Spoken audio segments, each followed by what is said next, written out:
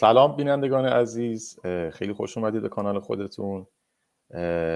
من امیر هستم. امروز یه مهمان خیلی خوب داریم، یه مهمان مهاجری داریم که تقریبا نصف بیشتر عمرش رو خارج از ایران زندگی کرده و ما اینجا توی این کانال مهاجر لایف سعی داریم که مهاجرت رو خیلی واقعی همونطور که هست، تمام اون زوایای پنهان و ناآشکارش رو به شما نشون بدیم و میریم که با مهمون عزیزمون گپ و گفتمون رو آغاز بکنیم. سلام آقای عماد، خیلی ممنون که دعوت ما رو پذیرفتی و اومدی.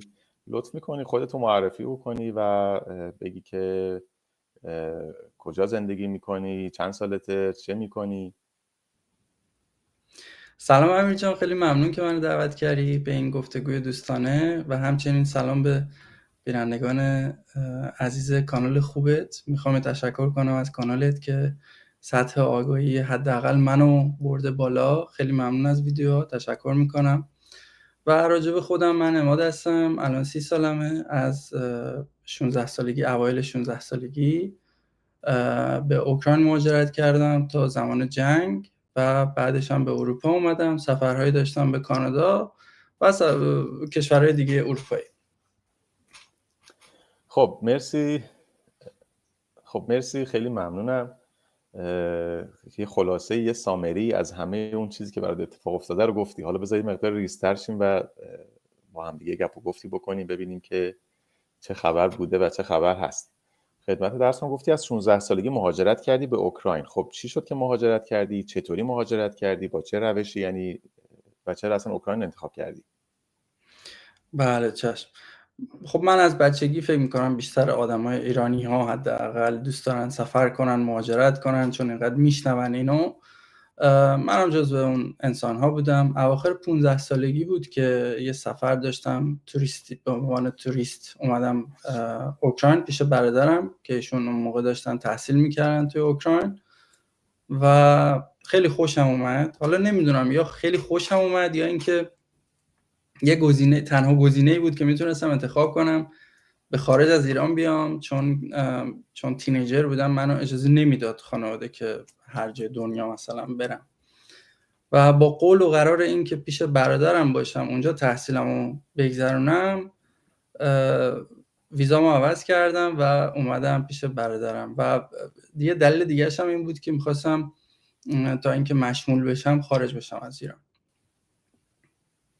یعنی پس وقتی رفتی اوکراین سربازی نرفته بودی، پس احتمالاً تو این 15-16 سالی که خارج از ایران هستی نتونستی به ایران برگردی به خاطر سربازی، درسته؟ نه، وقتی که شما خارج از کشور تحصیل میکنید یه مهری میزنن سفارت به عنوان مهر مشمولین. شما هر سال فکر میکنم 90 روز یا 45 روز، حالا درست دقیق یادم نیست، اجازه دارید که به ایران برید برای مسافرت. و بعد از چند سال اقامت توی کشور خارجم، الان چند سال پیش بود که تصویب شد یه قانونی که میتونن بخرن کسایی که خیلی سالیان زیاد خارج از کشور بودن. خب منم خیلی دیگه زیاد بودم، چندین سال اوکراین بودم و شامل منم شد، خدا رو شکر، و جزو اولین کسایی بودم. البته خیلی دردسر داشت، بعد از چند سال این قانون تازه داشت می اومد و خلاصه خدا رو شکر که شامل حال منم شد. گفتی که توی اوکراین تحصیل کردی؟ کارت چی بوده؟ حالا من ببخشید اگه سوالم شخصیه میتونی جواب ندی، ولی دوست دارم بدونم تحصیل اگر کردی توی اوکراین چی بوده یا به چه کاری مشغول بودی توی اوکراین؟ بله چشم. من فارغ التحصیل رشته دندانپزشکی هستم از شهر پولتاوا اوکراین، ولی به صورت تخصصی خب من داشتم تخصص میگرفتم که دیگه جنگ شد، ولی کارم یعنی بیزنسم چیز دیگه ای بود توی اوکراین. چون توی شهری که ما زندگی میکردیم یه شهر پزشکی بود، یعنی هر یکی در میون یه دندونپزشک بود و بیزنس خوبی نبود که من بخوام برم دنبال دندونپزشکی همون توی شهری که زندگی میکنم. کار کردم هم توی اوکراین هم توی ایران. وقتی که مسافرت می اومدم، چون ما از حالا کورسای 3 به بالا 4 به بالا میتونست، یعنی پرکتیکال داشتیم و باید یه سری کارا رو انجام میدادیم.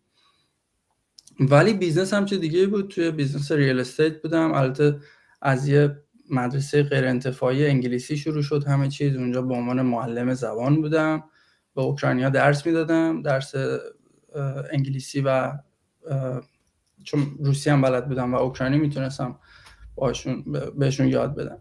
و بعدش مدیر اونجا شدم، مدیر رژیونال منیجر. و بعدش کلا متوجه شدم که یه مقوله هست به نام ریال استیت، ساختمان‌های خیلی قدیمی اوکراین که شما اگه اینا رو بتونید حالا یه سرمایه داشته باشید، بخرید و تعمیر بکنید، بفروشید، خیلی سود خوبی داره.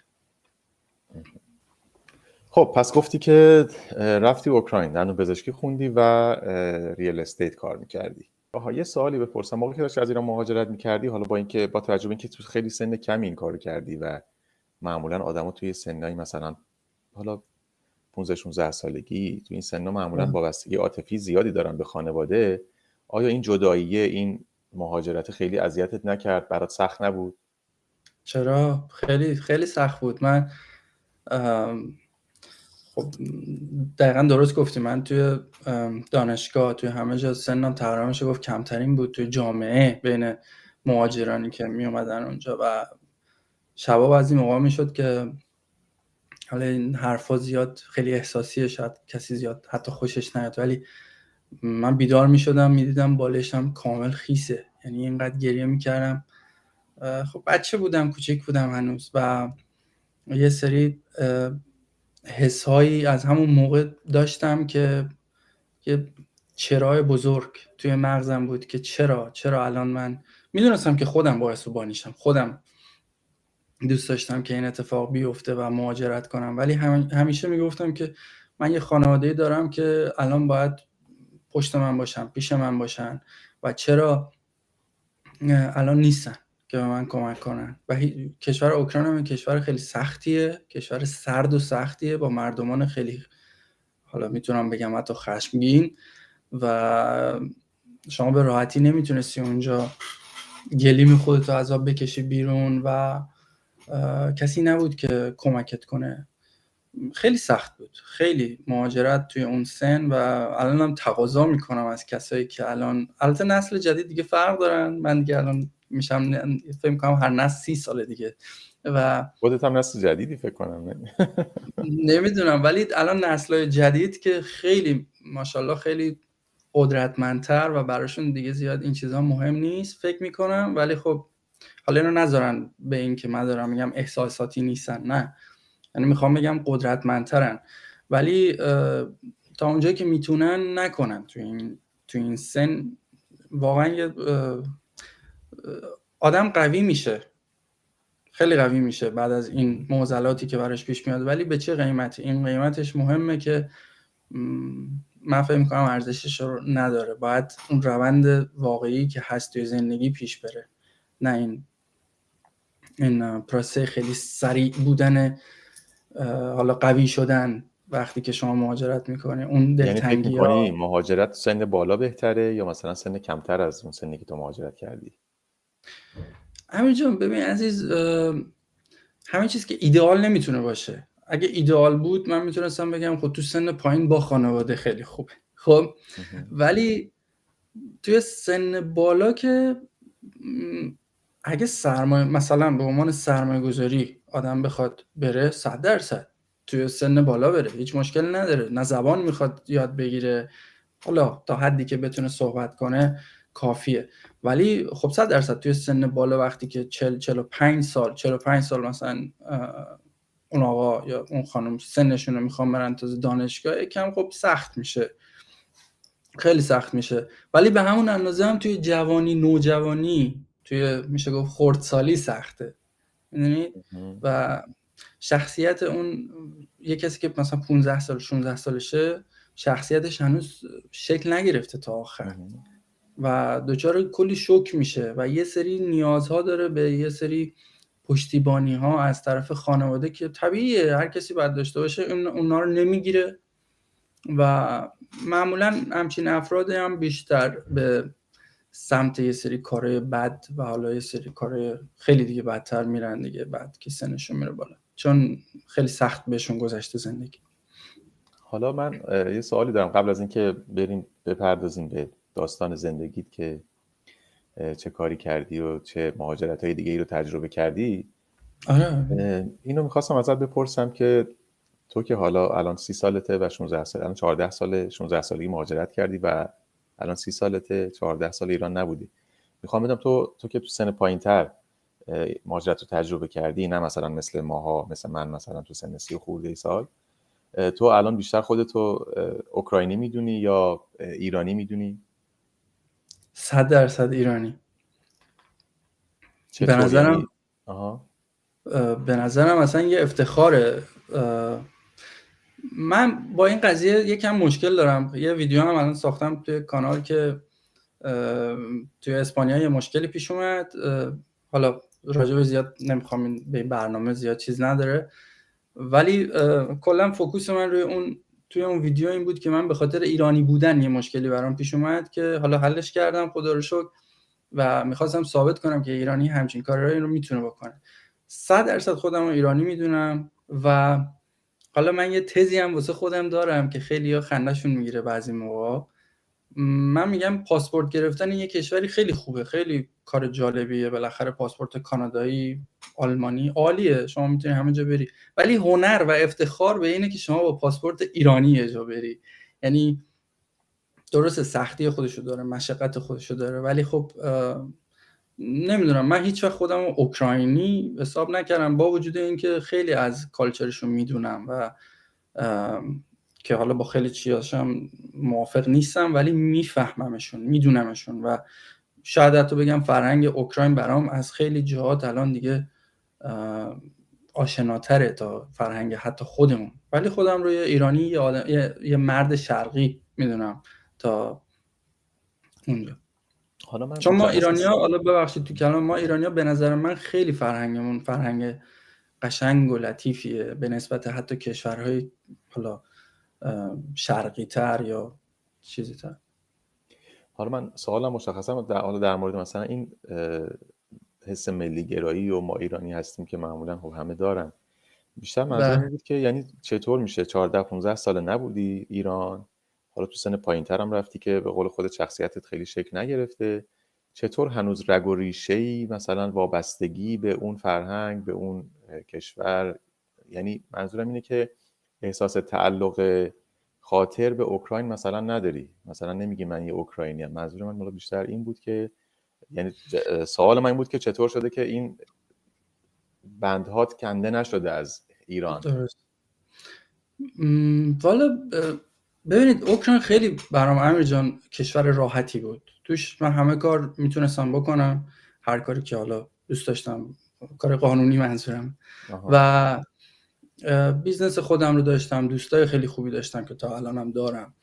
ولی همیشه به نظرم آدم به ریشش برمیگرده. یعنی الان شما یه سری افراد اینجا هستن توی همین هلند که من زندگی میکنم، حالا نمیدونم اسم کشورشون میتونم بیارم یا نه، مثلا مراکشی ها یا ترک ها که اینجا به دنیا اومدن، حتی اینا اصلا عاشق کشور خودشونن باز دوباره. یعنی ممکنه 2 سال یه بار برن ها، ولی خودشونو اونجایی میبینن، با اینکه پاسپورتشون اصلا اینجا متولد شدن. من که اوکراین متولد حتی نشدم و اینا اینجا متولد شدن، ولی بازم خودشون رو اونجایی میدونن و یه تضادی هم اتفاقا داره با حرکاتشون. خیلی‌ها بهشون میگن خب چرا نمیرید تو کشور خودتون؟ میگن نه ما اینجا راحتیم و این هم هست. ولی به نظرم همیشه همینه دیگه، یه چیزی که دوره عزیز میشه. شما مثلا خودت خانواده رو مثلا ببین، شاید 2 تا برادر وقتی که توی شهر زندگی میکنن شاید 2 روز 3 روز یه بار مثلا هوای هم دیگه زنگ بزنن الو سلام اینا، شاید 1 ماه یه بار هم دیگه نبینن حتی. ولی وقتی یکی میره کوچ میکنه هم این عزیزتر میشه، هم یه حسیه، یه همچین حسیه به نظر. شاید من الان ایران بودم این حرفا رو اصلا نمیزدم، شاید میگفتم من پاسپورت ایرانی دوست ندارم داشته باشم، میخوام یه پاسپورت دیگه داشته باشم یا حالا برم اینجوری. معمولا هم همینطوره، مخصوصا تو شرایط الان احساس میکنم کسی که زندگی میکنن، من حالا با من صحبت میکنن یا ارتباط بیشتری دارم معمولا این حس رو دارن و دوست دارن فقط فرار کنن هر جایی باشن به جز حالا اونجایی که دارن زندگی میکنن. خب حالا امیدوارم توی کلامت امیدوارم بحثمون گفتگومون به این برسه که این کارو نکنن خیلی حالا یه درصد زیادی ازشون. حالا واقعیتش اینه که من تو ویدیوهای خودم اینجوریه و اصلا همچین اپروچی ندارم، یعنی این دیدگاه رو ندارم که واقعا بگم که بقیه چه بکنن چه نکنن. من فقط تا اونجایی میتونم اختیار دارم تصمیم بگیرم که برای خودم تصمیم بگیرم و تجربه شخصیمون رو به اشتراک بذاریم که چی شده، بر ما چه گذشته، چه تجربه‌ای داریم و آیا خوب بوده بد بوده. آره واقعیتش اینه، یعنی حتی من هیچ وقت هیچ توصیه‌ای هم توی ویدیوهام هست نداشتم. در ضمن بچه‌ها من اینجا بگم که خود عماد جان یه کانال یوتیوب دارن و خیلی هم ویدیوهای باحال و کول و خوبی میذاره. من که خیلی دوست دارم ویدیوهاشو. من حتما لینک کانال عماد رو توی دیسکریپشن این ویدیو میذارم، حتما سابسکرایبش بکنید و دنبال بکنید عمادو. خب عماد جان توی حرفات من گفتی که الان هلند داری زندگی میکنی. خب به من بگو که چی شد که از اوکراین بعد از 10 سال گفتی اوکراین بودی؟ تا سال 2012 تقریبا الان 2 ساله که من هلندم. 12 سال 11 سال. چون مهاجرت دوباره معمولا خیلی سخته، یعنی حتی من که الان کانادا زندگی میکنم از این شهر به یه شهر دیگه هم یه مهاجرت دوباره است. واقعا خیلی فکر کردن بهش هم حتی آدمو اذیت میکنه.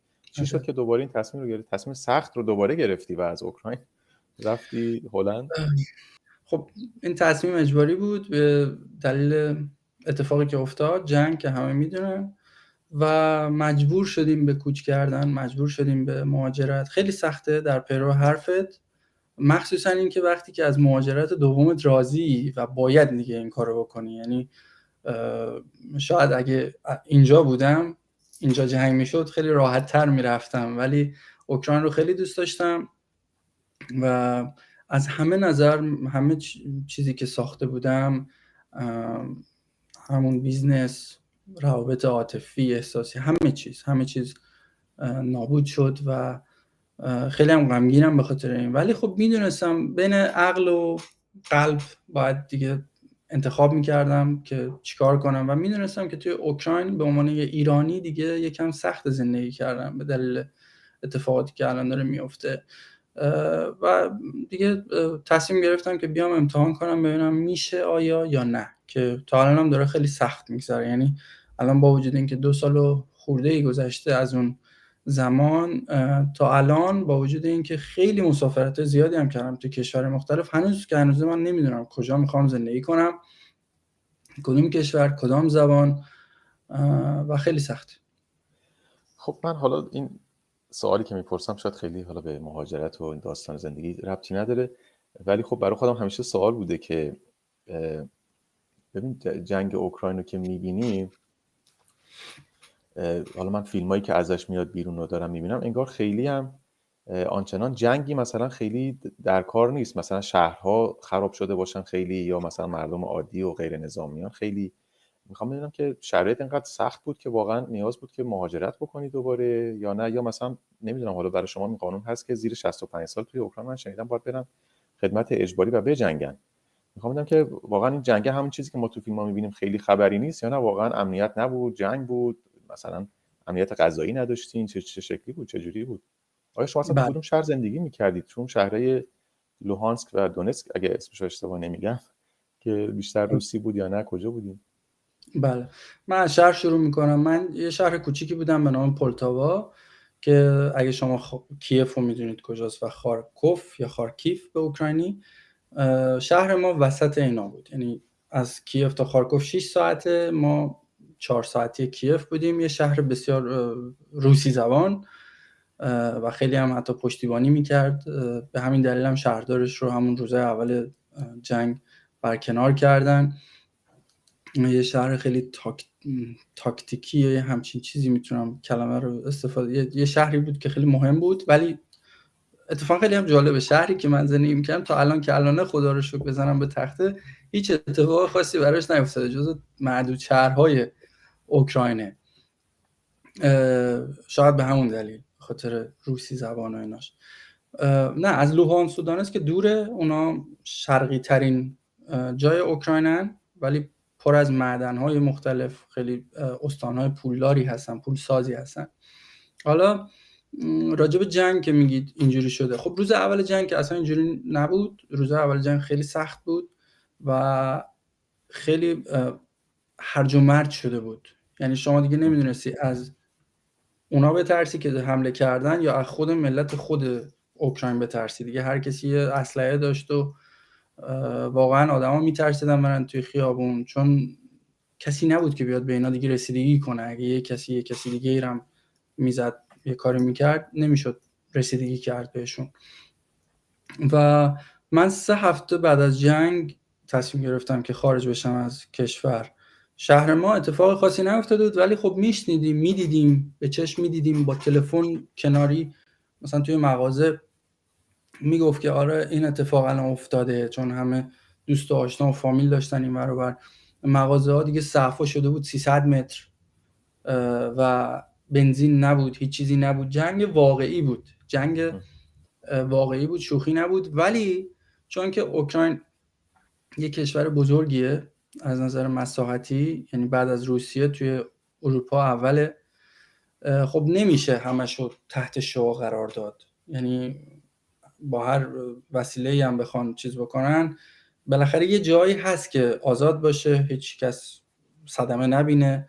یه سری جاها هست که مثل ایران خودم وقتی که جنگ بوده با عراق، خب بالاخره همه جا که موشک نمیزدن، ولی بالاخره کشور در حال جنگ بوده، هرج و مرج بوده، همه اتفاقا میتونسته بیفته. و میگم من اصلا نمیخواستم بیام بیرون دیگه. خانوادم وقتی که من فهمیدم که پدرم از نظر استرسی دیگه داره بیمار میشه، یه آدمی که برای من سمبل قدرت بوده هیچ وقت گریه داره میکنه و من میگه بابا باید بیای بیرون، خب دیگه تصمیم گرفتم که بیام از کشور خارج بشم. و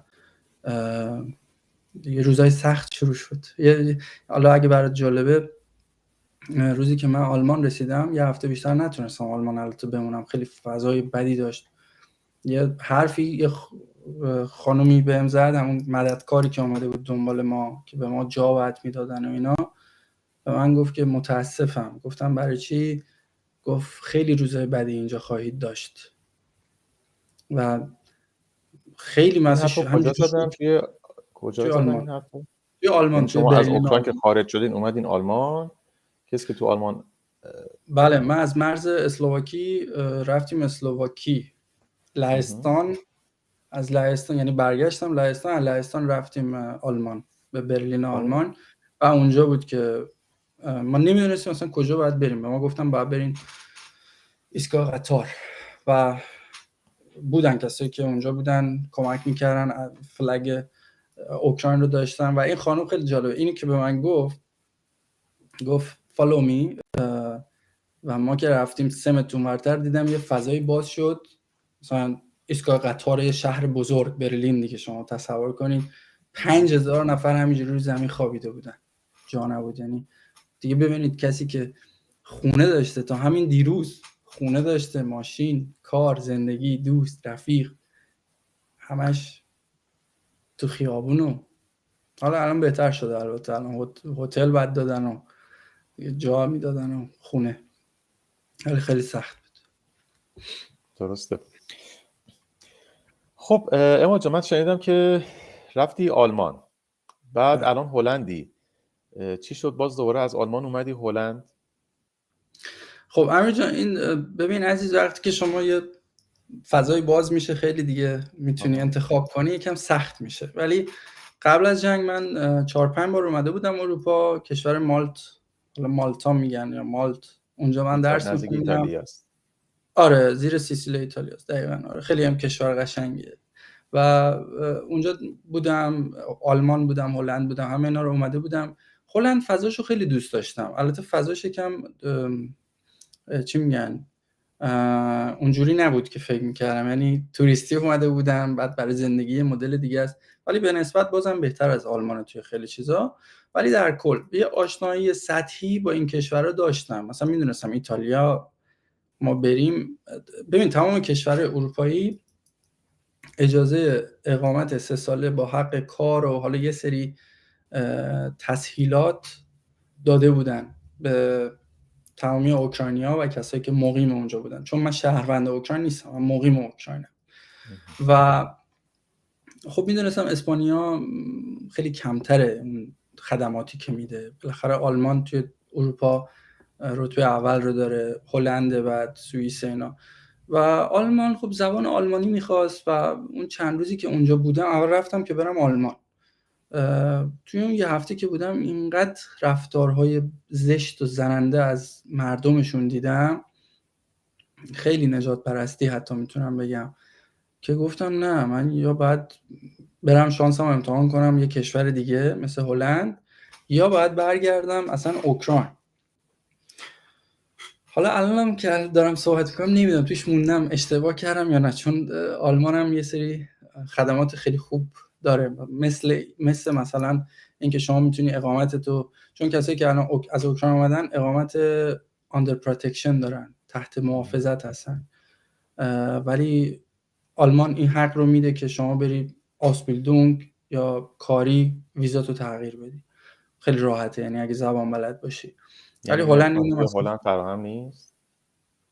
هلند میشه ولی خیلی سخته، یا باید تحصیلی بری یا باید کاری خیلی سخته، یعنی کار جنرال اینجا هست، کار تخصصی خیلی سخته گرفتنشون، و تحصیلی هم که خیلی گرونه، یعنی یه رشته مثلا حداقل 15,000 یورو 12,000 یورو باید شما بدی، در صورتی که آسپیلدونگ آلمان اصلا پولی نمیخواد، یه پولی هم تازه میده رایگانه. بله. خب من تو صحبتات شنیدم که تجربه مهاجرت به کانادا رو هم داشتی. از این تجربت هم بگو که چی شد که به کانادا اومدی و چرا الان هلندی؟ گفتی تو حرفات، و الان چرا هلندی؟ چی شد کانادا رو ترک کردی؟ چرا اومدی؟ آیا کانادایی که ما توش هستیم اینقدر، کانادای ما آیا اینقدر بد بود که فرار کردی رفتی؟ کانادا اصلا بد نبود. کانادا جاش واقعا توی قلب منه، یه کشوری که خیلی بهش احترام میذارم، مخصوصا به مردمش، و واقعا جدی میگم جاش توی قلب منه. ولی حالا بهش میرسیم، یکم بیام عقب‌تر. مهاجرت که میگی مهاجرت به کانادا، خب این یکم زیاده برای من، چیز نیست زیاده. 2 تا سفر داشتم به مدت 1 ماه. خب همونجور که گفتم کشور اروپایی، آمریکا، انگلستان و کانادا خدمات میدادن، و کانادا هم به نوبه خودش گفت که ما یه ویزای امرجنسی به شما میدیم، خیلی سریع و سریع اوکراینی ها، برای اوکراینی ها. بله، یه ویزای به نام کوایت، و گفتن که شما میتونید بیاد اینجا، حق کار دارید، اجازه کار دارید، و همین چیزی که واسه ایرانی ها الان گذاشتن، و یه کمک مالی $3,000 کانادا هم میدادن. و همونجور استان‌ها دیگه بودن که یه سری خدمات خاص میدادن. توی اخبار که ما میشنیدیم مثلا استان منیتوبا گفته بود که شما 6 ماه بیاد اینجا کار بکنید، کار هر ناکی هم که باشه، اجازه با کمترین حد انگلیسی، یعنی آیلتس 4 مثلا، حق این رو دارید که از طریق استانی برید برای گرفتن اقامت اقدام کنید. PNP فهم کنم منیتوبا، که منم اتفاقا منیتوبا رو انتخاب کردم، اومدم وینیپگ. به قول خود کانادایی‌ها میگن میدل آف نوور، و یه جای سرد و ولی برخلاف جاش که خیلی سرده، مردمان عالی داره، بهترین مردمی بود که من تو دنیا دیده بودم. اینقدر روی پلاکای ماشیناشون هم نوشته فرندلی منیتوبا، و واقعا درسته. توی خیابون کمک بخواید تا بهتون کمک نکنن اصلا ولتون نمیکنه. ولی توی اون 1 ماه که من اونجا بودم متاسفانه کار نتونستم پیدا کنم، خیلی سخت بود. دوستان هندی زیاد بود و اصلا اجازه نمیدادن که کار به شما برسه، و من حتی واسه مکدونالدز هم رفتم اقدام کردم، اصلا جوابی تو 1 ماه نیامد. حالا بعدها تحقیق کردم، گفتن که 1 ماه زمان کمیه، باید حداقل 6 ماه مثلا میبودی. ولی خب من تایم اونو نداشتم، یعنی اگه 6 ماه میموندم و کانادا خدای نکرده نمیشد، چون خیلی هم خرج و مخارج کانادا زیاده، به ما گفته بودن 1 ماه میتونید توی هتل برید با خرج دولت، یا نه دولت، خرج ارگانیزیشن های اوکراینی، و بعد از 1 ماه دیگه باید خودتون برید خونه بگیرید و اینا. و واسه منی که یه مهاجر اوکراینی بودم و تمام سرمایه‌ام اوکراین بود، نمیتونستم با خودم پول بیارم، خیلی سخت بود و اگه اونو از دست میدادم دیگه اروپا نمیتونستم برگردم. تصمیم بر این شد که برگردم و متاسفانه که یه جورایی هم پشیمونم، ولی خب دارم میبینم که اقتصاد کانادا انگار الان چند سالی هست که بیماره و بهتره که فعلا طرفش نریم. اروپا بمونی. خب تو حرفات به نکات خیلی جالبی حالا حداقل از نظر من اشاره کردی، مثل نژاد پرستی، مثل شرایط اقتصادی و مخارج و هزینه ها که دوست دارم حالا در مورد اینا یه کمی بیشتر بازش کنیم و بحث بکنیم. تو حرفات شنیدم که مثلا آلمان یا اروپا احتمالا مردم خیلی ناسیونالیست‌تر و ملی‌گراترن و احتمالا نجات پرسترن و توی کانادا اینو خیلی ندیدی و اینو توضیح میدی چه فرقی میکنه؟ یعنی تو اروپا چه برخوردهایی مثلا دیدی که فکر میکنی نجات پرستانه است؟ آیا توی پیدا کردن شغل تاثیر داره؟ برخورد مردم تو خیابون تاثیر داره؟ یا اینا رو توی آیا کانادا تجربه نکردی اصلا؟ توی روابط بین افراد اینو مشاهده کردم، تجربه داشتم. من خب خیلی کشورها رفتم ولی تنها جایی که احساس خونه بودن کردم کانادا بود. یعنی از لحظه‌ای که وارد شدم به کانادا، حالا نمیدونم شاید به خاطر اوکراینی بودن یا نه اوکراینی بودن، اون ویزای خاصی که به ما داده بودن، ولی اون افسری که اونجا بود گفت خوش اومدی و کانادا رو مثل خونه خودت بدون. این حرفی بود که آلمان اصلا خنده داره همین چیزی رو به شما بگن، یا همین حتی هلند شاید بگن ولی با چی میگن، یه کلمه‌ای داریم با سارکازم یا یه همچین چیزی، یه چیزی که با طعنه میگن، مثلا هلند با طعنه میگن، ولی کانادا نه. کانادا خیلی آدم‌های، حالا نمیدونم کلمات قشنگ نمیتونم براش پیدا کنم، ولی خیلی آدمای گشاده رو. حالا میگم من 1 ماه اونجا بودم، اینو بهتر شما خودتون مثلا، ولی مشاهداتمو دارم میگم دیگه. تو همون 1 ماه که بودم من هیچ رابطه احترام بجز احترام ندیدم. همین که شما وقتی میخواستی از یه جا وارد بشی در رو برات نگه میداشتن، اینجا در رو میزنه جوری که اصلا. آره اون فرهنگ تو کانادا خیلی هست. خب این فلسفه هم پشتش هست، نه فقط خود کانادایی ها، خیلی از خارجی هایی هم که توی کانادا هستن به دلیل اون خب قبلا که مثل الان نبود که راحت تر ویزا گرفتن. قبلا من یادم 4 سال 5 سال منتظر ویزاش بودن تا بیاد، بعد آیلتس بالا می داشتن، تحصیل کرده بودن. هم اروپا اینجوری نیست. اروپا محور اصلیش روی کار جنرال و کارهای فیزیکی و این چیزا میگذره. و من اینجوری بذار براتون بگم، شما اروپا اگه بخوای قانونی بیای یا پناهندگی بیای، یعنی به صورت حالا قاچاقی یا هر چیزی که اسمش رو میذارن، اون گزینه دوم خیلی راحت تره. یعنی گزینه اول رو اینقدر اذیت میکنن که خود اون میگه من تحصیلاتمو میذارم کنار، الان به صورت یه مدل دیگه غیر قانونی وارد میشم به این کشور. یه کاریه که کردن هیچ عقلانیتی هم پشتش نیست. نمیدونم حالا شاید هم پشتش من متوجه نمیشم، ولی کانادا خب تا حداقل چند سال پیش این نبود. یه سری افراد خاص، یه سری افرادی که حالا باهوشن، نخبه هستن یا سرمایه خوبی دارن، اینها رو وارد کشور میکرد. حالا میگم الان کاری نداریم تا چند سال پیش، ولی هیچ وقت آلمان اینجوری نبوده. هیچ وقت هلند شما به عنوان یه دانشجو بخوای بیای داغون میکنن آدمو تا بتونی شما ویزاشو بگیری. یا ولکن من غیر قانونی میام.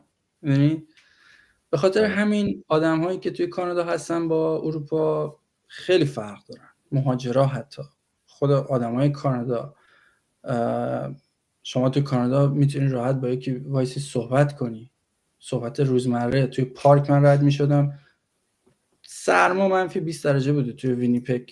همه چه روز خوبی، حالت چطوره، خوبی، حالت اینجا حالا هلند باز خوبه ها، هلند باز خوبه، حداقل تو رود اخم نمیکنن.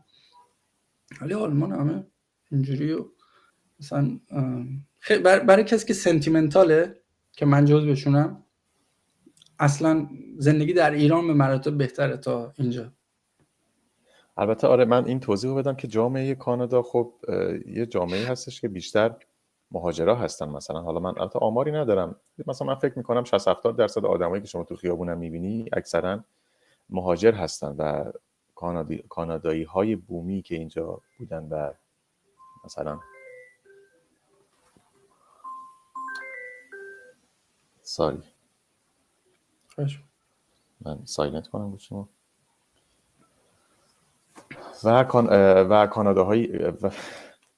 و کانادایی هایی که حالا اینجا بودن و بومی هستن درصد کمتری از جامعه هستن. ولی فکر میکنم این برعکس توی اروپا و مثلا وقتی شما میری آلمان 50% 60% جمعیت که میبینی آلمانی هستن و 30-40% مهاجر هستن و اینو من قبول دارم. آره اروپا مهاجر پذیرتره.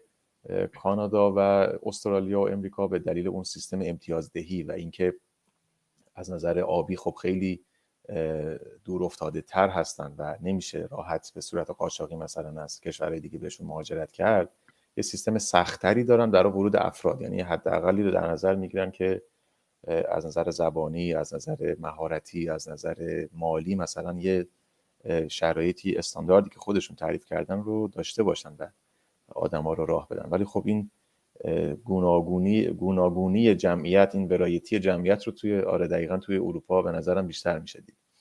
پس گفتی که اینو کلامت امیر جان، توی اروپا خیلی هم آدم‌ها سورت بندی میشن. یعنی اینجا همونطور که فرمودی، حالا آلمانی ها که زیادترن، هلندی ها حالا تقریبا میشه گفت نه توی اقلیت ولی خیلی کمترن، ولی همیشه شهروند درجه 1 100% خودشونن. شهروند درجه 2 کسایی هستن که اینجا متولد شدن و زبان مادریشون هم مثلا هلندیه، ولی هیچ وقت کار کلیدی رو بهشون نمیدن به عنوان یه آدمی که حالا اینجا متولد شده بر حسب اتفاق یا بر حسب یه چیزی که دهه 70 میلادی خب این داشتن صنعتی میشدن و نیاز داشتن به کارگر از مراکش ترکیه آوردن و اونا دیگه اینجا بچه‌هاشون نوادگانشون اینجا بزرگ شدن، اونا هم اینجا شهروند درجه 2 هستن.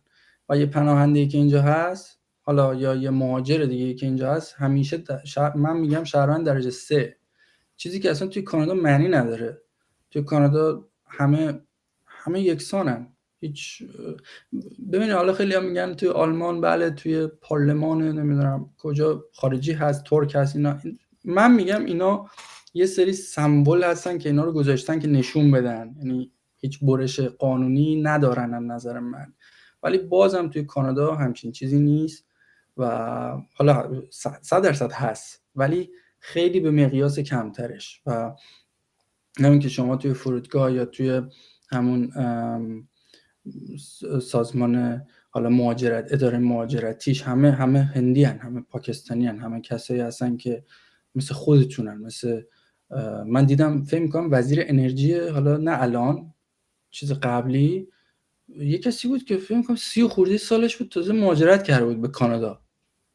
یعنی نه اینکه به دنیا هم نیومده بود و اینا، 30 خورده سالش بوده مهاجرت کرده به کانادا، الان شده بود وزیر. ما اینجا همچین چیزی اصلا امکان نداره. درسته. البته اینکه گفتی نجات پرستی اینها، من تا یک مقداریش رو قبول دارم. حالا این میگم این واژه رو نمیخوام استفاده بکنم خیلی، ولی این یعنی واژه نجات پرستی رو منظورم. ولی این که ما آدم ها به نظرم وقتی که حالا از وقتی که به دنیا میاییم، این که خودمون رو توی گروه‌هایی که خودمون رو متعلق به اون میدیم قرار میدیم، کاملا نظر تکاملی به نظرم یه واقعیته، نمیشه گفتش که نیست. با اینکه من از نجات پرستی خوشم نمیاد، من خودم فکر میکنم خودم رو حداقل آدم جهان وطن مثلا میدونم، ولی خب ما ایرانی هم اینو داریم، همه دارن.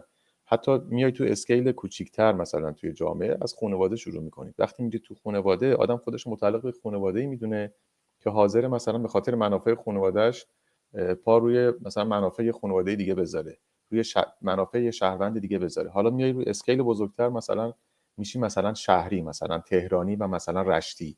مثلا خب تو تیم فوتبال هم اینو می‌بینیم چقدر ارق دارن آدما. من به نظرم تا یه حدیش این هست، طبیعیه، و هر کس که بگه مثلا اصلا وجود نداره، آدم‌ها خودشون رو طبقه بندی و دسته بندی نمی‌کنن تو اون کامیونیتی و گروهایی که هستن، شاید خیلی نظر علمی منظورم درست نباشه. خب بریم سراغ این مسئله هزینه ها وقتی که تو کانادا زندگی می‌کردی چطور بود؟ با درآمدها مقایسه می‌کردی بیشتر می‌خوند یا نه الان که تو اروپا هستی درآمد با هزینه‌ها بیشتر می‌خونه؟ یا اوکراین حتی در موردش بگو چطور بود موقعی که البته جنگ نبود. بله، نه کانادا که خیلی بد بود، ولی در کل فکر میکنم یه الان دیگه دنیا انگار جوری شده، به نظر من یه چند نفر نشستن با هم دست به یکی کردن که همه چیز قشنگ همون طبق مقیاس باشه. یعنی اینجا الان توی هلند حقوق پایه، یعنی کمترین حقوقی که یه فرد میتونه بگیره 2250 یورو، یعنی یه کارگر ساده بر حسب 12-13 یورو ساعتی حساب میکنم، 160 ساعت کاری. خب توی کانادا تا اونجایی که من یادمه الان فکر میکنم 16 یا 17 دلار کانادا باشه یه کارگر ساده بگیره. خب کمتره، یعنی از هلند حداقلش اینه که کمتره اگه بخوایم تبدیل بکنیم. برابری خب یورو و دلار منظورته؟ برابریشو منظورمه. بله، شما 22 دلار کانادا احتمالاً حقوق میگیرید. احتمالاً 20 دلار کانادا، آره، یا کمتر، حتی 19 دلار کانادا. این پایه است، قیمت پایه رو میگم. بیشتر شرکت‌ها یکم بیشتر میدن که بتونن اترکت بکنن اون کارگرها رو، ولی در کل جوری ساخته شده همه جا، حالا کانادا بدتره توی این سالها، که دخل و خرج با هم دیگه جوری بشه که حالت یر به یری بشه. یعنی ببخشید میتونم ازت بپرسم که حالا اگر دوست داری، سوالم شخصیه شاید دوست داشتی نگو، میتونم بپرسم دقیقاً کارت چیه توی هلند؟ چیکار می‌کنی؟ بله، من الان توی هتل کار میکنم، توی رسپشن هستم، فرانت دسک، و حقوقم گرید 3 اگه واسه جالبه، ولی اسکیل 1 میشه 2200 خورده اینا میشه، اسکیل 2 تقریبا میشه 2500 اینا، اسکیل 3 تقریبا 2700 الی 3000 تا، ولی خب چون مالیاتش بیشتر میشه همون 2700 اینا میشه. حالا آره عددش رو نمیخواستم بدونم. الان مثلا با یه حقوق گفتی معمولی مثلا میشه ماهی 2200 یورو حدوداً گفتی، مثلا اجاره یه خونه یک خوابه، یا نه یه اتاق، یه سویت، اجاره یا حالا استودیو به اصطلاح ما، اجارهش چقدر؟ اونجا خورد و خوراک چقدره؟ آیا مثلا میشه با یه حقوق معمولی، حالا گفتی اسکیل 1 یا 2 یا نمیدونم 2200 تا 2500 600 تا، میشه مثلا اگر تنها باشید زندگی بکنید تو اروپا، مثلا خونه خرید، نمیدونم یه ماشین خوب خرید مثلا، یا خوب زندگی کرد؟ اینو توضیح میدی میشه اصلا یا نمیشه؟ خب عزیز ببین، با کمترین حالت حقوق که 2200 خورده باشه، اگه تنها باشید زندگی سخت میشه دیگه. اتاق فقط میتونید بگیرید، حالا بستگی به جا داره. من راجع به آمستردام صحبت میکنم چون شهرهای کنار خیلی داره، کنار آمستردام خیلی شهرها هستن مثل هارلم، مثل حالا خیلی آلمرا، یا همچین شهرهایی که 10-20 کیلومتری هن، اونجا خیلی ارزون ترن. ولی توی خود آمستردام، مرکز شهر آمستردام، که خونه از 2000-2500 یورو شروع میشه حداقل. یه خوابه. بله، و اتاق یعنی پس اگر حقوق تو همه رو باید بدی یه خونه یه خوابه مثلا بگیری؟ همه رو باید بدی. خب اینجا میگم ارزش به اون صورت نداره که شما بیای، پناهنده ها بهشون خونه داده میشه از طرف شهرداری، بهشون میدن که خونه هایی که شهرداری میده 700 خورده یوروه که نصفش هم دور خود شهرداری میده، ولی یه سری شرط و شروط دارن، باید پناهنده باشن و از افراد حالت مستضعف باشن، یعنی کسایی که خیلی دیگه حقوقشون پایینه و اینا. ولی در کلی بله، یا کاری ندارن انجام بدن. بله، یا کاری ندارن انجام بدن. بله، ولی کسی که میخواد یه زندگی آبرومندانه داشته باشه، جوری که خونه خودشو داشته باشه و اینا، نه، یه اتاق نمیتونه با حقوق پایه بگیره اگه تنها باشه. اگه 2 نفر باشن میشه، ولی اگه 1 نفر باشن نمیشه. معمولا اینجا جوانها اتاق میگیرن، اتاق توی شهرهای کنار میگیرن و سعی میکنن همون کنارم کاراشون اونجا باشه. من دوسته خیلی دارم مثلا لهستان دارم یا از اسپانیا، مثلا کارمنده خود هتل خودمون همگی با اتاق یا دیگه دوست میشن، حالا یا با پارتنر یا با کسی دیگه زندگی میکنن و که بتونن هندل کنن این چیزا رو. راجع به خورد و خوراکم راستی پرسیدی. من غذا درست نمیکنم متاسفانه، یه بدی که دارم. اگه غذا درست کنی 100 در اینو میخوام بگم اگه غذا خودتون درست کنید خب 100% کمتر میشه قیمت. من حداقل 20 یورو در روز فقط قیمتیه که خرج میکنم برای فقط خورد و خوراک. یعنی میشه ماهی 600. پس عملا خیلی پولی نمیمونه که مثلا آدم پس انداز بکنه یا خونه بخره یا ماشین بخره با کار معمولی مثلا. یا تا فکر میکنم تا 30 خورده سال میدن. یعنی اگه مثلا 40 سال باشه شخصی که میخواد وام بگیره دیگه بهش وام نمیدن. خونه ها هم به شدت گرونه. توی آمستردام فکر نمیکنم زیر 600,000 یورو حداقل باشه تا بالاتر، و شهرهای کناری هست مثلا 400,000 یورو اونا که بله، که همون وام خیلی سخته وام گرفتنش. مثل کانادا نیست توی گرفتن خونه. کانادا بهتره من شنیدم. حالا این حرف جالب بود، یعنی اگر 40 سال بیشتر باشی دیگه راحت بهت وام نمیدن که خونه بخری؟ خب شما خودتون یه لحظه فکر بکن دیگه، مثلا وامی که میدن 35 ساله، یعنی احتمالاً عمر تو حساب میکنن، میگن این نمیکشه تا عمر که قسط عمر رو رو بده. بله، پس اینجا چیزی به نام مورال وجود نداره، چیزی به نام 100% میگن نه دیگه ما نمیتونیم بدیم دیگه. یه کسی باید باشه که حداقل تا قبل از که بازنشست بشه، یا حالا چون بازنشست که بشه کل پولش میره بابت وام دیگه. اینجا یعنی پول دیگه بازنشستگی براش نمیمونه که هزینه نمیمونه. خورد و خوراک و بانک اینا رو در بده. وهله اول به خودش فکر میکنه، بعدش به فکر احساسات و شخصیتشان. در مورد این چیز جالب بود برای من، این خونه‌ای که حالا شاید بعضیا ندونن خیلی در مورد خونه‌ها که صحبت کردیم، این اتاق و فضای اشتراکی آشپزخونه و حمام دستشویی دیگه، درسته یا استودیوست؟ یعنی فضای استودیو هم دستشویی هست، حمام اشتراکی. اتاق‌ها اشتراکیه بله، ولی استودیو هست که خیلی هم اینجا اتفاقا مرسومه هست، خیلی خاطرخواه داره و کم گیر میاد. خاطر همین استودیو هست که خیلی کوچیکن، مثلا 14 متر و دیگه همون دستشویی خودش داره که اونا هم همون قیمتش کم نیست. اونا 1400 1500 یورو به بالا توی خود آمستردام. حالا من یه تجربه از خودم بگم. من موقعی که اومدم کانادا، من 5-6 ماه تقریبا تجربه زندگی کردم تو استودیو رو دارم، یعنی یه سوئیت، حالا به ایران بهش میگن، جایی که دستشویی حمام و آشپزخونه کوچیک توی اتاقی داره. خب یه ذره شرایط سختی بود برام زندگی کردن تو اون استودیو، خیلی کوچیک بود همه چیز و یه فضایی بود که من فکر کنم روی وضعیت روحی آدم خیلی تاثیر میذاره زندگی توی همچین اتاق کوچیکی برای طولانی مدت. اول که اومدم کانادا یعنی یه اتاق شیر گرفتم، حالا بهش میگن، با فضای آشپزخونه و دستشویی حمام اشتراکی انگار. حالا ما خیلی هم نبودیم اونجا، 3-4 نفر بودیم، یعنی تو اون ساخته، تو اون خونه 2-3 نفر بودن که از کشورهای دیگه بودن و منم که حالا ایرانی بودم. ولی خب واقعا اصلا از اون حمام و اینها، من از اون آشپزخونهش اصلا نمیتونستم، اینقدر کثیف بود واقعا دوست نداشتم دوش بگیرم، دوست نداشتم از اونجا استفاده بکنم. و یه موقعی من مقایسه میکنم برای کسانی که حالا به صورت پناهندگی مثلا میان اروپا و من حالا چیزایی که شنیدم از دوستانی که تجربهشون رو دارن اونجا رفتن، ظاهرا تو این کمپ هایی که پناهنده ها رو میبرن مثلا یهو میبینی 500 نفر 1000 نفر آدمن که همین دستشویی حمامشون برای 1000 نفر آدم مثلا 2 تا دستشویی هستش. و اینجا وقت من میرم دیگه دستشویی عمومی مثلا تو پارک ها، واقعا درشو باز میکنی همونجا دوست داری که سرتو بذاری لای در و بکوبی این در رو به سر خودت، انقدر که کثیفه.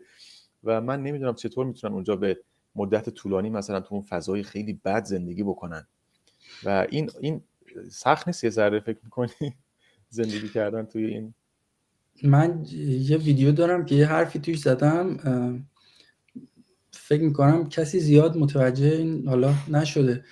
همش میگم بعد از این جریانات، بعد از این که شما عرض کردی، شما فرمودی، دیگه هیچ وقت اون آدم سابق نمیشی بعد از اینکه توی همچین جاهایی زندگی کردی. و یه سری آدم‌هایی وادار میشه آدم باشون زندگی کنه توی یه اتاق، مثلا 5 نفر، 4 نفر، 3 نفر از یه سری کشورهایی که اسمشون رو نمیارم، اصلا نمیدونن دستشویی چیه.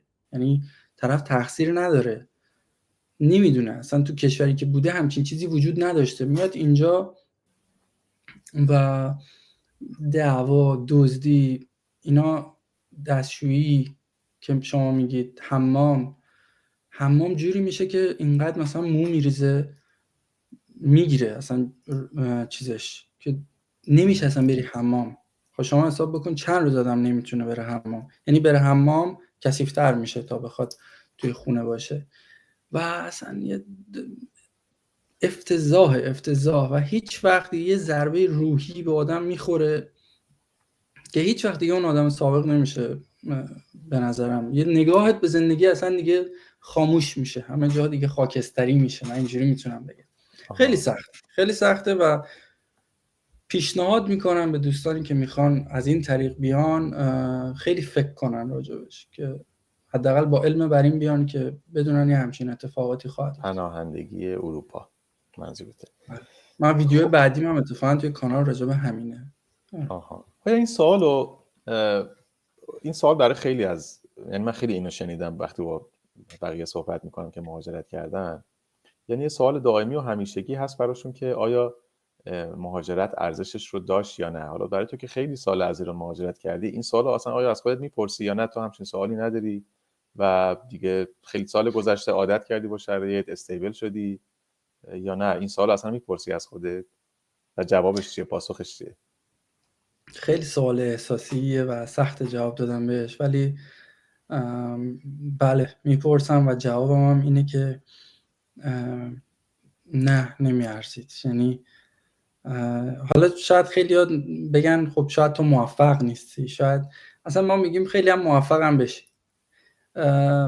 آیا اون ارزشش رو داشت که من مثلا خانواده‌مو که خیلی دوستشون دارم توی اون مقطع زمانی که میتونستم ببینمشون ندیدم، اون پشتیبانی که اونا لازم داشتن من بهشون ندادم، اون عشقی که لازم بوده من بهشون ندادم، اونا به من ندادن.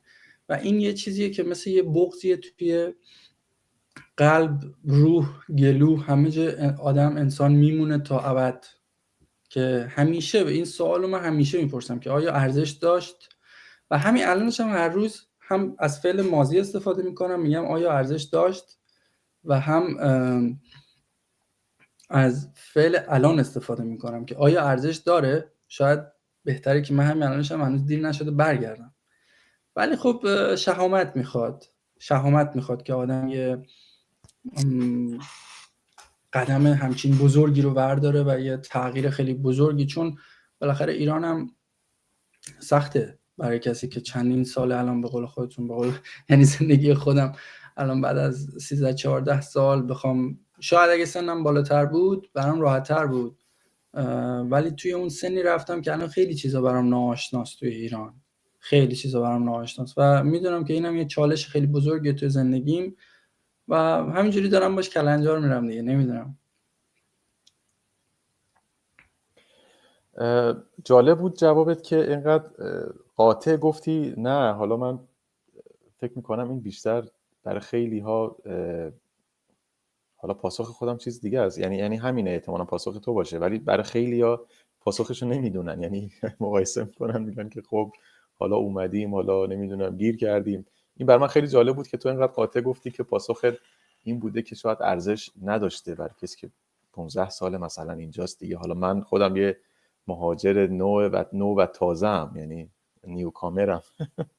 خیلی من شاید حالا خیلی هنوز تجربه تو رو نداشته باشم ولی خب این برای من جالب بود پاسخ که دادی. امیر جان، من میتونم اضافه کنم اینا که من وقتی که توی اون سن بودم 15-16 سالم بود، فکر میکردم قدرت و ابهت توی اینه که من الان برم یه زندگی رو تشکیل بدم. الان دارم متوجه میشم که نه، قدرت توی این بود که بمونم همونجا بسازم یه زندگی رو که میخوام و به عنوان توریستی بیام. الان وقتی که شما به عنوان توریست جا میری، اصلا زیبایی‌های اونجا رو می‌بینی. ممکنه اتفاق بدی هم بیفته 100%، ولی خیلی خوشتون میاد. ولی وقتی زندگی می‌کنی و می‌بینی که واو اینجا چقدر افتضاحه اصلا، یعنی حالا خوبی‌های خودش هم داره ها، ولی بعد به خودت میپرسی که آیا این بود؟ به خاطر این من همه عزیزترین کسامو گذاشتم و اومدم و بیمهری کردم. یه جور بیمهریه دیگه که شما بذاری، حالا شاید خود خانواده هم دوست داشته باشن که شما بری به یه جایی برسی، ولی همین با هم بودن به نظرم، نمیدونم حالا شاید از نظر احساسی این روزای من اینجوریه که من دارم اینجوری جواب میدم، ولی حالا باز اوکراین خیلی بهتر بود. من هر سال حداقل 2 بار خانواده‌مو میدیدم. من نمیرفتم ایران، اونا تشریف می‌آوردن و مسافرت زیاد میرفتم. اینجا هم مسافرت زیاد من اینجا باورتون نمیشه اصلا، من اوکراین تفریح مسافرت میرفتم برای تفریح، اینجا من مسافرت میرم که دپرس نشم. باورت میشه؟ چه تفاوتی داره؟ یعنی اوکراین به خاطر اون جامعه، به خاطر فرهنگ مردم احساس تعلق بیشتری میکردی؟ الان توی من اینو میدونم جوامع حتی شرق اروپا یه ذره تجربه خودم، به نظر من آدما رو دوستانی داشتم، دوستان نیتیوی داشتم اونجا. به نظر من هر چقدر به سمت غرب اروپا میای فرهنگ فرق میکنه، فردگراتر میشن، جوامع اتمیزه میشن، آدما ایزوله میشن تو خودشون. ولی هر چقدر به طرف اوکراین و روسیه میری نه، یه ذره شبیه ما میشن بیشتر. این از این نظر میخوای بگی تفاوت داره یا نه؟ هم از این نظر، هم از کلی نظرات. ببینید اوکراین آزادی مطلق بود. شما یه دشتی رو میدیدی، برو بگرد، اینجا همه جا فنسه، اینجا همه جا، اینجا نرو، اونجا نرو، این کارو نکن. درسته اسم این قانونه، میذارن قانون که شما باید قانونو، ولی همین رابطه بین افراد بسیار به قول خودتون مثل ربات. شما باید 8 ساعت بری کار کنی، 8 ساعت بخوابی، باید بخوابی که خستگی اون 8 ساعت در بره. اون 8 ساعت هم اصلا شما نمیفهمی چجوری گذشت. اگه مثل دوستانی باشی که از آمستردام خونه یا اتاق نداشته باشی، شهرهای کنار باشی که بعد 1 ساعت بری بیای با قطار، اینم راستی به خرج‌ها اضافه کن، 100 یورو باید خرج قطار چیزش بشه، یا ماهیانش. کسایی که یعنی خیلی سلسله باره اینجا خرجا. اگه یه پول بیشتری بدی مرکز آمستردام خونه بگیری، خب اون پول رو نمیدی. اگه بری خارج از چیز باید پول ترن بدی، اینا بدی. حالا اینو داشتم میگفتم که توی اوکراین من نمیتونم بگم که خیلی با افراد زیادی در مکاتبه بودم یا ارتباط داشتم. بله داشتم، ولی نه خیلی زیاد. به خاطر اون نبود، به اون دلیل نبود. دلیلش آب و هواست که بسیار به شدت روی احساسات و روحیات مردم تاثیر داره. حالا خیلی مخالفت میکنن، نمیدونم چرا، ولی این دیگه ثابت شده است که آفتاب آنتی دپرسانته. من 2 هفته اسپانیا بودم، تنها هم بودم.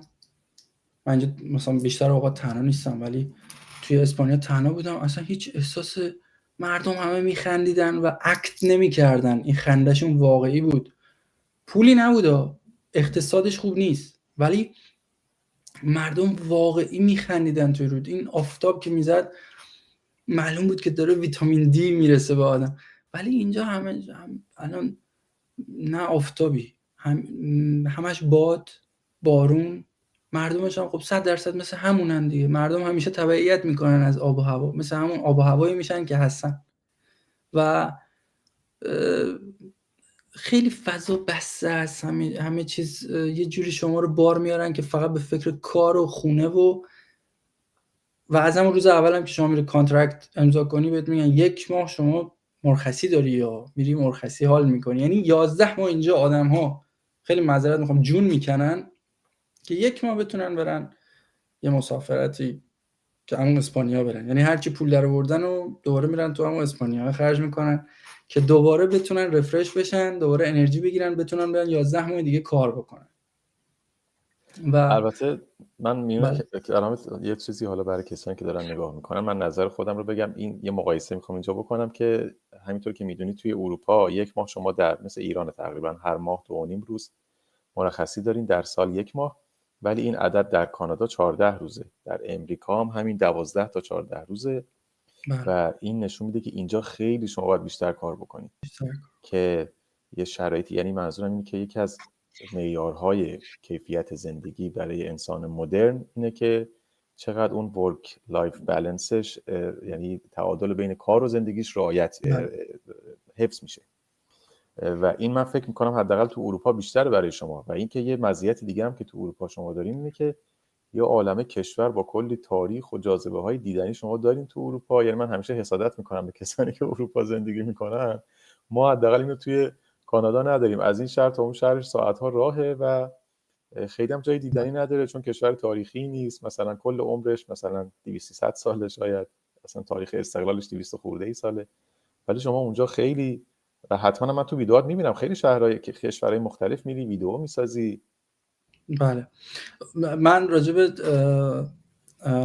بالانس بین کار و زندگی بگم که یه چیز جالب که هست اینجا، بله خوبی رو داره که هلندی‌ها هیچ وقت 40 ساعت کار نمی‌کنن، اصلا هرس پول رو نمیزنن زیاد و میگن باید آدم کمتر کار بکنه، مثلا 30 ساعت کار که بکنن دیگه زیاده واسه شون. و فقط کسایی که همون دوستان مراکشی و ترک و اینا که اونا بیشتر کار میکنن 40 ساعت، و کسایی که نیاز به پول دارن که پول اجاره خونه و اینا رو بدن.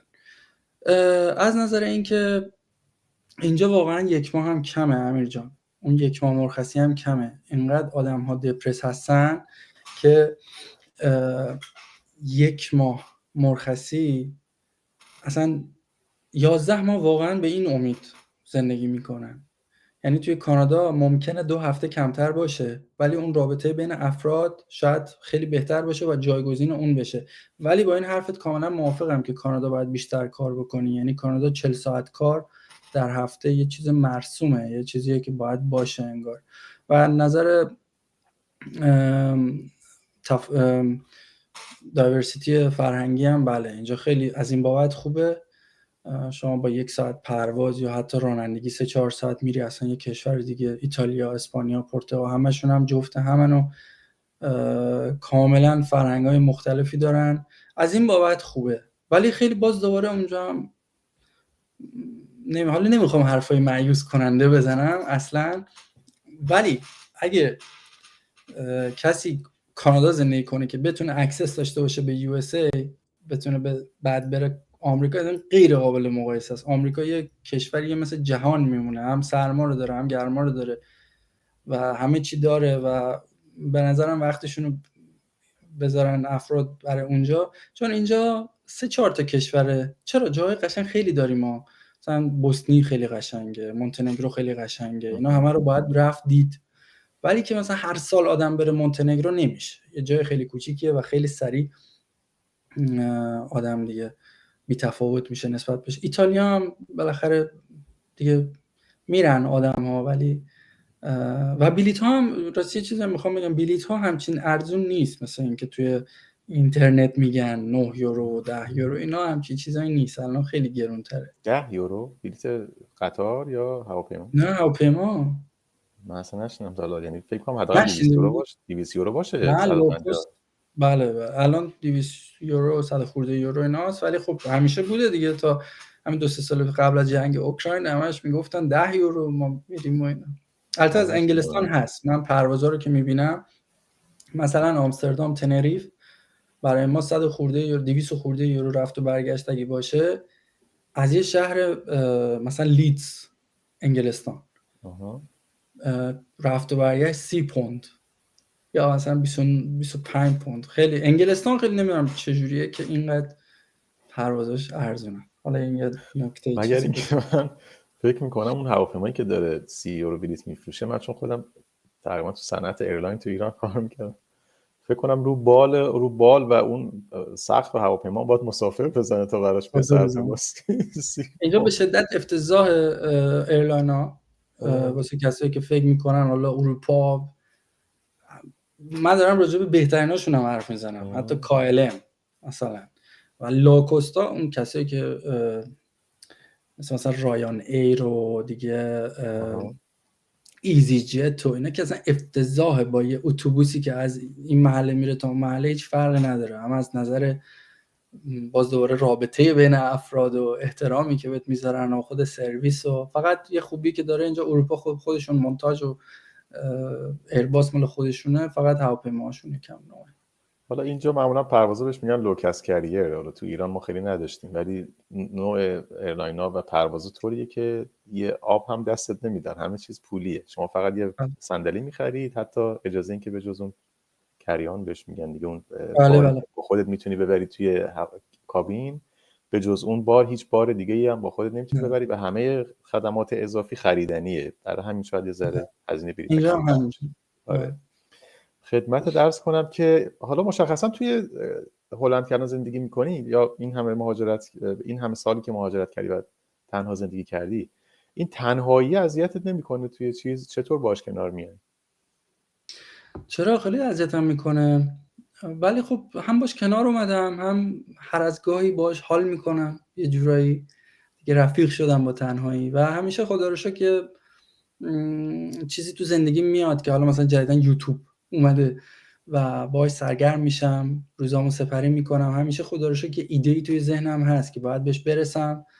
و خب درسته این ایده ها جای یه کس خاص رو نمیگیره هیچ وقت، ولی خب با ماجرا سخته دیگه، مخصوصا الان زندگی من جوری شده که من نمیدونم فردا کجا باید زندگی کنم، پس فردا باید کجا زندگی کنم، و خیلی سخته که بخوام با یه کسی الان دوست بشم، آشنا بشم، پارتنر داشته باشم. و همین دیگه، از این بابت یکم سخته، هم اذیت میشم، هم بعضی موقع تنهایی خیلی بهتره تا با یه کسی باشی که فقط باشی. و بله. یعنی مدتی که توی هلند هستی دوستی چیزی پیدا نکردی با کسی بتونی رابطه داشته باشی، نمیدونم حرفی بزنی، درد دل باش بکنی؟ امیر جان، اینجا اینقدر آدم ها مشغله دارن و یعنی خودم هم جزوشونم که واقعا وقت نمیشه. یعنی چرا همکارایی داریم که ما کلا اصلا توی هتلی که من کار میکنم این جزو رسم هاست که بعد از کار ما بشینیم، چون خودمون بار داریم اونجا، یه بار خیلی قشنگ و خوب داریم برامون، خب آبجو میارن، یعنی مال خودمونه اصلا، کلا میتونیم بریم ورداریم و میشینیم صحبت میکنیم. خب من از ساعت 3 بعد از ظهر کار میکنم تا 11 شب. آخرین ترینی که میاد سمت خونه من 11:45 است و من 15 دقیقه هم از هتل تا استیشن باید برم، به سرعت باید برم که برسم، که به آخرین ترین برسم. خب چجوری من وقت میکنم بشینم؟ چون دیسک کمرم دارم، نمیتونم با دوچرخه بیام، چون اینجا کشور دوچرخه هاست و اگه با دوچرخه هم بخوام بیام باید 45 دقیقه رکاب بزنم، یعنی بهتره که با همون ترینه بیام.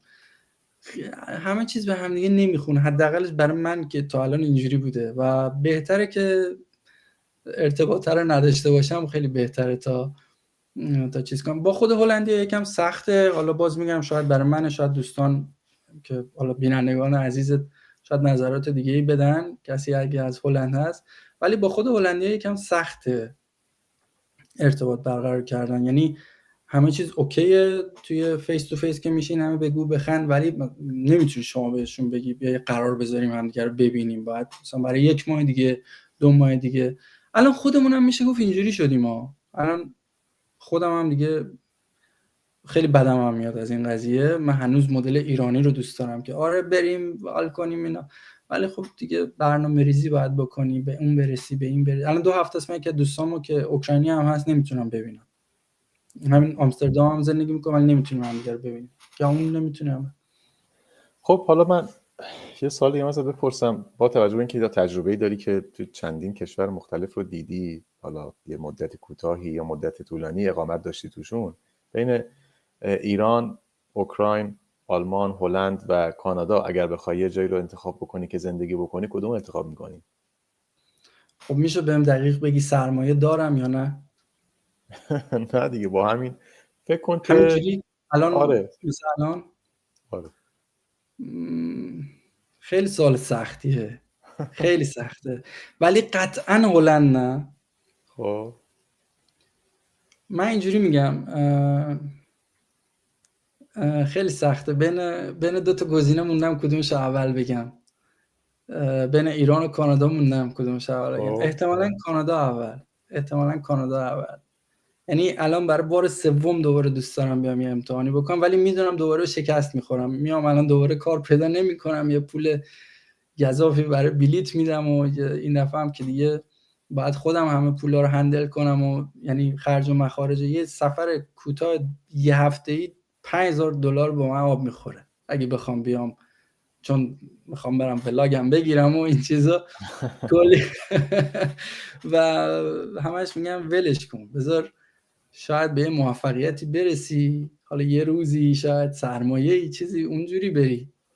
و حالا اتفاقا خیلی هم جالبه که من تو فکر دیگه استارتاپ داشتم میرفتم که اونم مثل اینکه کنسل شد. کجا؟ کانادا؟ بله. من قوانین مهاجرتی خیلی نمیدونم، ولی حالا حتما یا شاید احتمالاً یعنی خوشبینیم که امید داریم که اوضاع اینجوری نمونه، اوضاع کار و اینها. اگر دوست داشته باشی حتما بیای و حالا چرا این فکر رو بکنی که به شکست منجر میشه. حتما تلاش میکنی و بالاخره به اون چیزی که دوست داری سعی میکنی که تو مسیرش باشی که برسی. خب پس تو بیون گزینات اسپانیا هم بود؟ نه نه بود. اونایی که تا الان دیدی بود. اسپانیا که من دیدم، رفتم اونجا. اونایی که گفتی تجربه مثلا یکم زندگی دارم. نه خب اسپانیا خیلی رفتم، نزدیک 5-6 بار به مدت مثلا 10 روز رفتم موندم و خیلی باش آشنام، با قانوناش آشنام و خیلی دوست دارم اونجا زندگی کنم. یعنی الان گزینه اولم اصلا اسپانیا. اسپانیا شد یعنی. بله ولی اصلا کار نیست اونجا، هم دوباره کار نیست، مثل همون کانادا میشه. ولی آب و هواش خوبه، خیلی هم خوشگله. اصلا اسپانیا بهشته واقعا، از نظر خیلی غنیه، از نظر طبیعی. آیا این بینم اصلا فکر میکنی که یه موقعی مثلا برگردی ایران، یا اگر چه شرایطی باشه فکر میکنی برگردی، یا نه دیگه اصلا کلا ایرانو دوست نداری؟ چند سال پیش آخرین بار ایرانو دیدی؟ سال 2017. 7 سال پیش. اصلا تو گزینه‌ات نیست بس ایران زندگی کردن. چرا ایران هم هست. اتفاقا شاید میخواستم با خودم صحبت کنم چون تا من تو باید مارکوپولو باشی، یعنی باید اینکه فکر میکنم اینجوری که میگی همه کشورها رو آخه دوست داری، تو باید راه بیفتی مثلا هر کشوری 6 ماه باشی.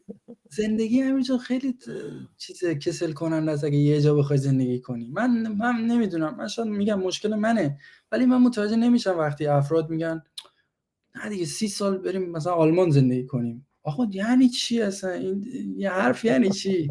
شما بری دنیا رو ببینی. حالا میگم نمیدونم، شاید اصلا یه بیماریه، نمیدونم، ولی من خیلی دوست دارم. من ایرانم دوست دارم. من یه فهرستی دارم از کشورهایی که نمیخوام هیچ وقت برم، یعنی و نمیرم. حالا فکر کنم اسمشو نباید بیارم اینجا چند تاشو، ولی ایران خودمون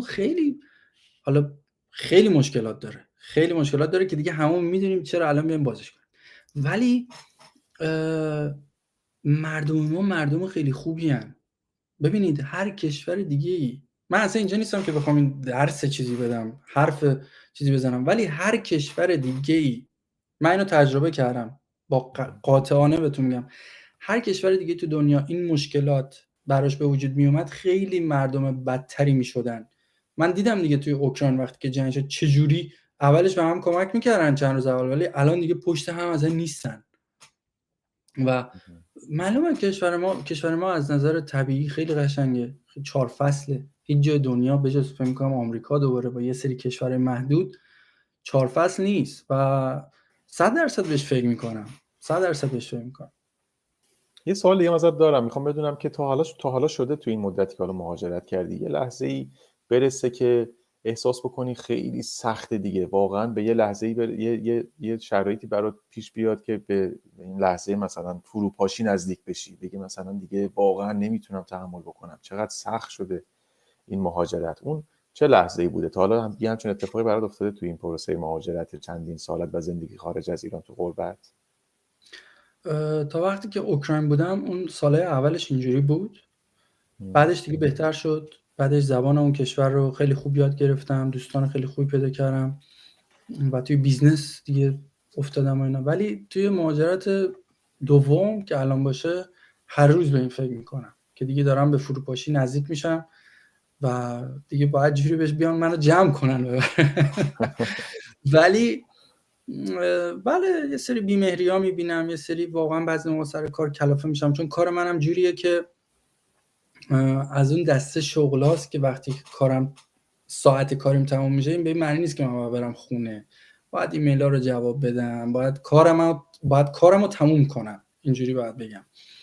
8 ساعت کاریم بعضی موقع میشه 9 ساعت و خسته کوفته کلافه و اینکه فکر میکنم آیا این پوله مثلا ارزشش رو داره. الان من توی کشوری هم که خیلی آرزوشونه هلند، من بعضی موقع میترسم مثلا بعد هلند رو بگم به ایران که صحبت میکنم، همه چی هلند بده؟ هلند چجوری بده؟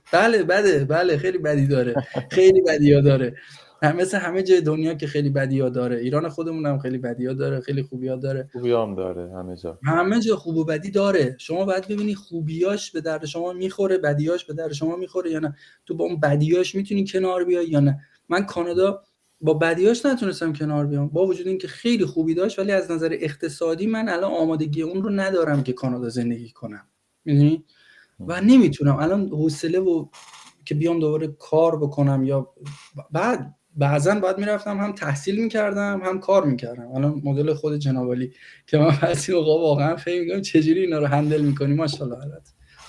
ولی اروپا اصلا ارزشش رو نداره. هرچی بیشتر شما بری بالاتر، بخوای خودتو بکشونی بالاتر، باید مالیات بیشتری بدی. باید بعضی موقع من یه جمله رو نمیدونم، حالا اگه دوست داشتی بعد بیپ بذار یا قطعش کن، اینجا هرچی آدم کودن‌تر باشه انگار بهتره.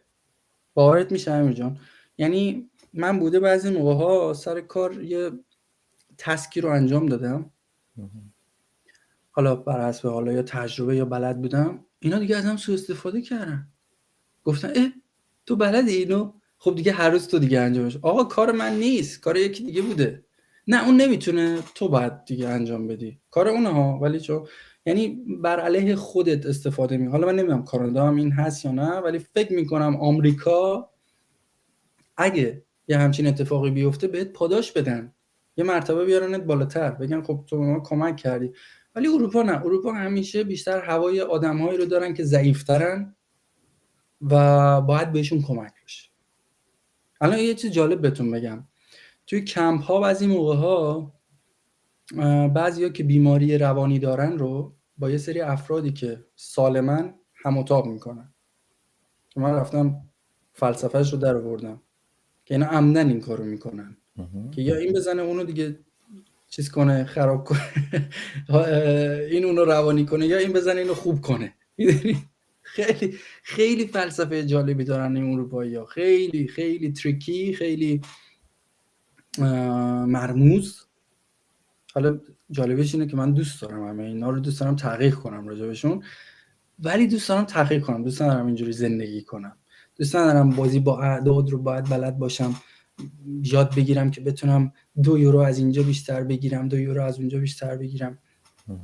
این چیزاشو مشکل. حالا در مورد کار من فکر میکنم که آره این توی کشورهای سوسیالیستی مثل اروپا بیشتر، کانادا یکم کمتر و امریکا که اصلا نیست. این که میگی که بعضیا اینو اقتصاد آدمایی پیدا میشن توش بهش میگن فری رایدر، سواری بگیر، یعنی کار میکنن کمتر کار میکنن، یه پولی رو چون بالاخره سیستم اقتصادی اینه که از پولدارا پولو میگیره و میده به بقیه افراد جامعه هست. توی امریکا به نظرم فشار کار درسته، کار راحت‌تر پیدا میشه، سریع‌تر پیدا میشه، ولی فشار کار قطعا از اون چیزی که تو اروپا شما تجربه میکنید، ما بیشتر فشار رو تجربه میکنیم تو کانادا. اونایی که امریکا هستن قطعا از ما بیشتر فشار کار تجربه میکنن، ساعت کاریشون بیشتره، روزای بیشتری در هفته، 6 روز معمولا در هفته کار میکنن و این تو خب همین جان تو کلامت، ولی رفاهشون هم بیشتره دیگه.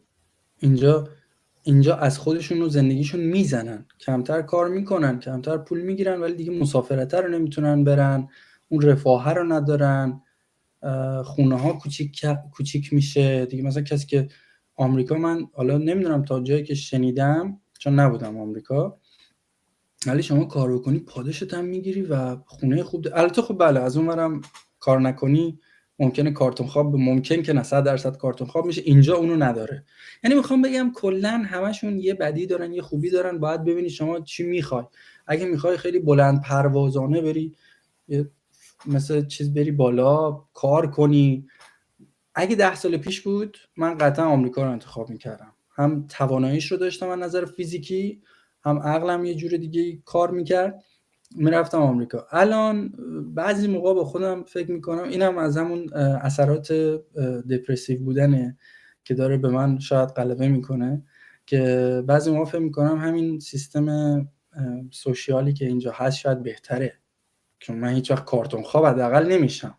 درسته حالا یه ایتالیا کمتر میرم در سال، کمتر کار میکنم، ولی در پیرو حرفت که گفتی اینجا این آدما رو اینجوری بار میارن، من دوستم دندانپزشک توی آلمان و خب یه آدمیه که مریضاشو دیگه میشناسه توی خیابون. ما پشت چراغ قرمز بودیم، یه خانواده پاکستانی رد شدن که یه آقایی بود و یه خانومی که از اینا که نقاب میندازن، حجاب و اینا، و فکر میکنم 4 تا حالا یا 5 تا شاید هم یه جا قایم شده بود، یکی دیگه نمیدونم شاید بیشتر بچه داشتن.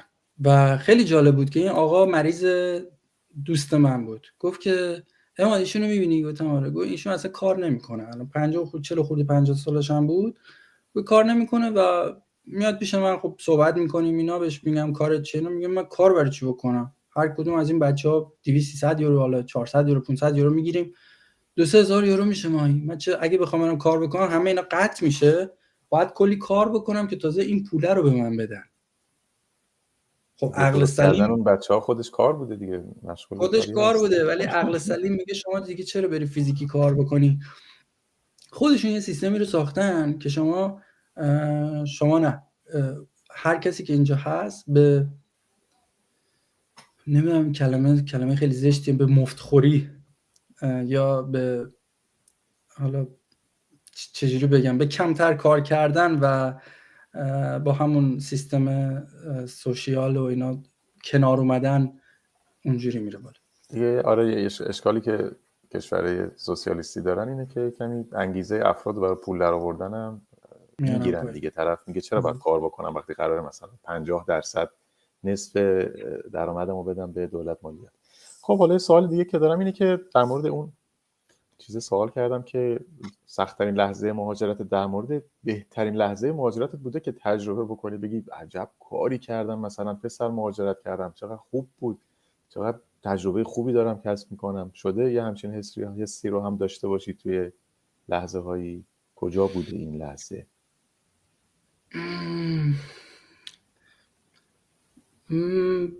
ببین امیر جان، به دلیل اینکه من مهاجرت رو یه موفقیت نمیبینم از نظر خودم، حداقل توی این تایم زمانی که الان ما هستیم. یه زمانی بود که بله با کشتی باید حتی مثلا سده 17 میلادی یا 18، کسی که از حالا ایرلند نمیدونم چه سالی اومدن به آمریکا، همین فکر می‌کنم 200 سال پیش بود، اون موقع بله یه موفقیتی بود.